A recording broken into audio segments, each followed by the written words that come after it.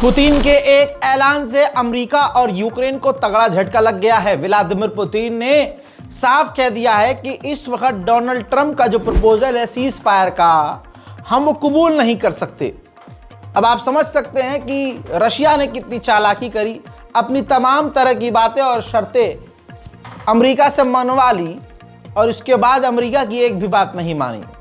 अब इसके बाद अमेरिकी सेनेटर ने रूस को धमकी दी है, कहा है कि अगर जंग नहीं रोकी रूस ने तो हम 500% टैक्स और पाबंदियां रूस पर लगा देंगे। हालांकि व्लादिमीर पुतिन पर इससे कोई फर्क नहीं पड़ा क्योंकि डोनाल्ड ट्रंप काफी नरम है पुतिन के लिए। इसी सिलसिले में डोनाल्ड ट्रंप ने यूक्रेन को ही लपेट दिया और कहा कि ये सब कुछ जो जंग हो रही है, ये आज जो यूक्रेन की ऐसी हालत हुई है, इसका जिम्मेदार यूक्रेन खुद है। जो ज़ेलेंस्की का ऑब्सेशन था नेटो में शामिल होने का, ये सारे फसाद की जड़ यही है। वहीं यूक्रेन का एक डोनेट्स्क का इलाका है, उसका एक एरिया का नाम है रज़विल।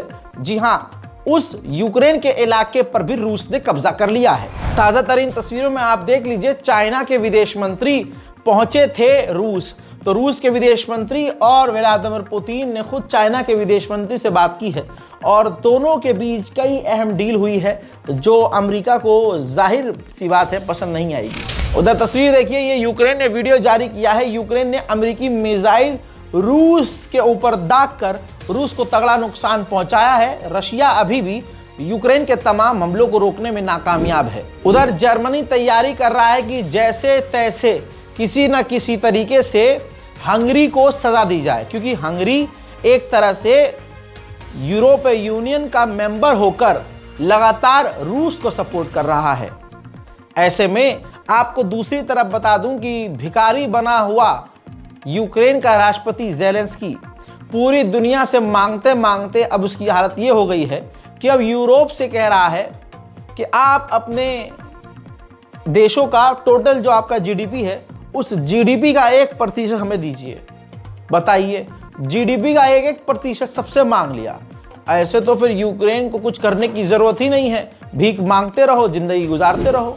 हजरात, उधर डोनाल्ड ट्रंप ने यह भी खुलासा किया कि जो ज़ेलेंस्की है वो जो रेयर अर्थ डील करने वाला था हमसे, उससे ज़ेलेंस्की पीछे हटने की कोशिश कर रहा है। लेकिन अगर ऐसा ज़ेलेंस्की ने किया तो उसको काफी प्रॉब्लम हो जाएगी। Zelensky, by the way, I see he's trying to back out of the rare earth deal, and if he does that, he's got some problems, big problems.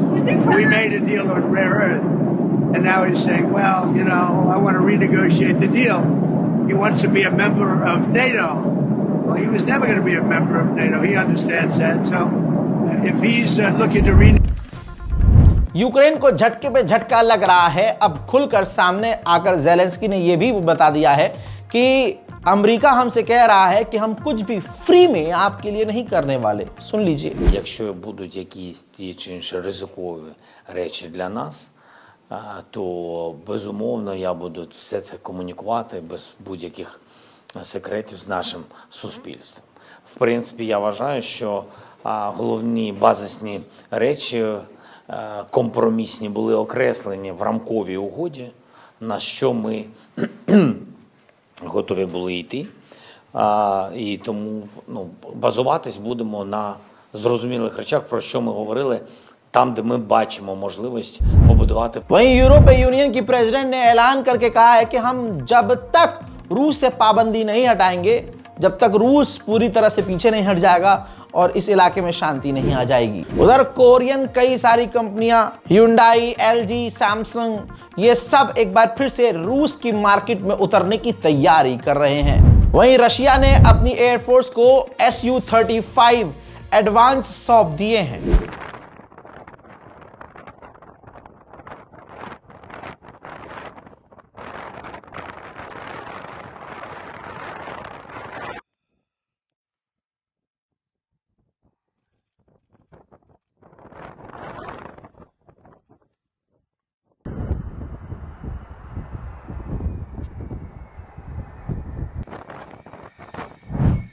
वहीं मेरे दोस्तों, रूस के बारे में खुलासा किया है अमेरिका की नेशनल इंटेलिजेंस की हेड ने।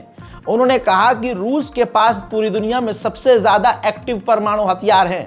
अगर कभी भी रशिया किसी से भिड़ा तो वो दूसरे का बड़ा बुरा हाल करेगा। Russia's nuclear and conventional military capabilities, along with its demonstrated economic and military resilience, make it a formidable competitor. Moscow has more nuclear weapons than any other nation that could inflict catastrophic damage on the United States and the world in the event of a major war that Russian leaders feared put them. वहीं Russia ने बना ली है नई nuclear submarine. तस्वीर आपके सामने है। Vladimir Putin उसका उद्घाटन करने के लिए खुद गए हैं। सबमरीन का नाम है आर्खांगेल्स्क, जो इस वक्त प्रोजेक्ट 885M यासेन M नाम से जानी जा रही है। वहीं नेटो के चीफ ने भी यूक्रेन को झटका लगाते हुए कह दिया है कि हमने कभी भी पीस डील के लिए ये ऑफर रखा ही नहीं कि हम यूक्रेन को नेटो में शामिल करेंगे। यूक्रेन की सेना की हालत अभी भी पतली है। यह तस्वीर यूक्रेन के सैनिकों की है जो आम युवाओं को जबरदस्ती घसीटकर उनकी मर्जी के खिलाफ गिरफ्तार करके, कैद करके, किडनैप करके सेना में शामिल करने के लिए लेके जा रहे हैं। उधर अमेरिका को एक और तगड़ा झटका रूस ने दिया। ज़ैपोरिज़िया का इलाका यूक्रेन का है जिस पर रूस ने कब्जा किया और वहां पर न्यूक्लियर पावर प्लांट भी रूस के हत्थे लग गया। डोनाल्ड ट्रंप ये पिछले हफ्ते तक बात कर रहे थे कि हम रूस से वो पावर प्लांट ले लेंगे, न्यूक्लियर प्लांट ले लेंगे, और बातचीत हमारी तो बढ़िया चली रही है। व्लादिमीर पुतिन की तरफ से ऐलान कर दिया गया है कि इस न्यूक्लियर पावर प्लांट को हम किसी को नहीं देंगे। हजरात, उधर नेटो के चीफ ने यह भी कह दिया है कि नॉर्मलाइजेशन नेटो का यूरोप का रूस के साथ हो ही नहीं सकता। चाहे ये जंग खत्म हो जाए, और जंग तो सालों साल चलेगी, और जंग खत्म होने के सालों बाद भी रूस के साथ नॉर्मलाइजेशन मुश्किल है। Well, there will be no normalization of relations with Russia when the war is over. That will not happen. That will take decades because there is a total lack of confidence. The threat is still there. As I said in my speech, even if the war comes to a conclusion, the Russian threat is still there. They are building a war economy. They are spending so much money on defense. They are producing in 3 months an ammunition what the whole of the alliance is producing in a year. We are ramping up our ammunition production. Luckily, we have to. So there's no way that we can normalize relations with. उधर Denmark की भी लंका लगी पड़ी है। रूस का भौकाल देखकर डेनमार्क की इतनी हालत पतली है कि आनन फानन उसने अपनी फौज को बढ़ाना शुरू कर दिया है। इतना बुरा हाल है कि डेनमार्क अपनी देश की औरतों को, लड़कियों को सेना में शामिल कर रहा है। उधर रूस का स्पेशल पार्लियामेंटल एनवॉय, एक सीनियर अधिकारी रूस का आसान जबान में, अमेरिका पहुंचने वाला है। अब अमेरिका जाकर रूस और अमेरिकी अधिकारियों के बीच बात क्या होगी वो तो वक्त बताएगा। उधर सबसे बड़ा अपडेट तो यह है कि नॉर्थ कोरिया का तानाशाह किम जोंग उन आने वाला है व्लादिमीर पुतिन से मिलने के लिए खुद रशिया। उधर यूक्रेन ने रूस के बेस पर हमला किया है। एक बार फिर से रशिया के एयर डिफेंस सिस्टम फेल हुए हैं और रूस पर डायरेक्ट हिट हुआ है यूक्रेन का हमला। लिथुआनिया के इलाके में अमेरिका की सेना का एक ट्रक डूब गया था जिसमें कई तो लापता थे। पहले खबर आई कि लापता हैं, लेकिन अब उनकी लाश बरामद हो गई है। 4 अमेरिकी सैनिक डूब के मर गए। अमेरिका के न्यूयॉर्क टाइम ने ऐसा खुलासा किया है जिससे व्लादिमीर पुतिन अमेरिका से चिढ़ सकता है। दोस्तों, न्यूयॉर्क टाइम ने बताया कि जो अमेरिकी मिसाइल यूक्रेन दाग रहा है रूस पर, और दाग रहा था, उनको गाइड करने के लिए जो आसपास के देशों में अमेरिका की सेना तैनात है, जैसे जर्मनी, ब्रिटेन, इधर उधर आसपास यूक्रेन के, वो यूक्रेन के सैनिकों को गाइड कर रहे थे कि अमेरिका की हमारी इस मिसाइल को इस तरीके से रूस के इस इलाकों पर दागो। तो दोस्तों, इस खबर से खुलासा हो गया है कि सामने से डोनाल्ड ट्रंप और व्लादिमीर पुतिन भले ही कितने अच्छे संबंध बना रहे हों, पीछे से रशिया को पूरा नुकसान पहुंचाने की कोशिश अमेरिकी सेना कर रही है। उधर नॉर्वे की भी रूस से हालत इतनी पतली है कि सोवियत संघ के कोल्ड वॉर के टाइम जो बंकर बनाए थे नॉर्वे ने, उसको दोबारा से खोल दिया है। उधर फ्रांस ने भी कुछ तस्वीर जारी की है। देखिए, दिखाया है कि हमने कुछ ही हफ्तों के अंदर 10 फाइटर जेट को अपने इलाके में घुसने से रोका है और उनको अपने इलाके से निकाला है। सीधा सीधा फ्रांस कहना चाह रहा है कि पूरी दुनिया के लिए और हमारे लिए, पूरे यूरोप के लिए रशिया खतरा बना हुआ है। कई ऐसे देश हैं यूरोप के जिनकी एकदम हवा निकल चुकी है रूस के वजह से।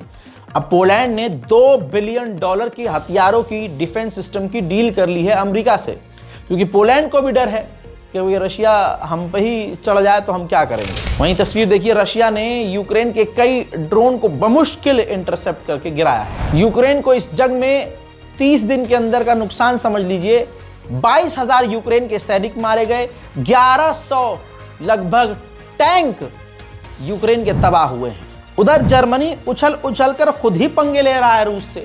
जर्मनी लिथुआनिया के बॉर्डर पर अपनी सेना तैनात करेगा और लिथुआनिया का बॉर्डर रूस से मिलता है, तो ये तो जबरदस्ती पंगे लेने वाली बात हो गई। उधर व्लादिमीर पुतिन ने फिनलैंड को राहत की सांस दी है, कहा है कि अगर फिनलैंड हमसे नॉर्मलाइजेशन चाहता है तो हम भी तैयार हैं। यूक्रेन रूस के वॉर अपडेट में फिलहाल के लिए इतना ही। इस रिपोर्ट को शेयर कीजिएगा, चैनल को सब्सक्राइब कीजिएगा। मैं हूं रजा और आप देख रहे थे रजाग्राफी अनस्क्रिप्टेड। जय हिंद।